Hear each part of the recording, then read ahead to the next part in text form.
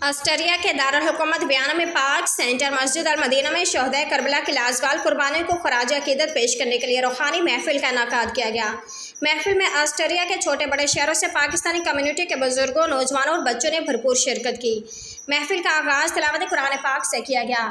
بعد از آسٹریا کے مختلف نعت خوانوں نے حمد و نعت و منقبت آقائے دو جہاں صلی اللہ علیہ وسلم کی بارگاہ میں گلہائے عقیدت اور اشعار کی صورت میں شہدائے کربلا کو خراج تحسین پیش کیا۔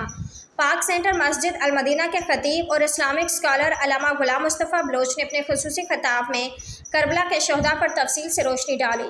مزید انہوں نے شہدائے کربلا کو خراج عقیدت پیش کرتے کہا، پاک سینٹر مسجد المدینہ کے خطیب نے خصوصی دعا شہدائے کربلا، ملک پاکستان، فلسطین اور کشمیر کے مسلمانوں حاضرین کے لیے خصوصی دعائیں کی۔ آخر میں پاک سینٹر مسجد المدینہ کے خطیب اور اسلامک اسکالر علامہ غلام مصطفیٰ بلوچ نے تمام لوگوں کا محفل میں آنے کا شکریہ ادا کیا۔ آسٹریا، ویانا، ریاض بلوچ۔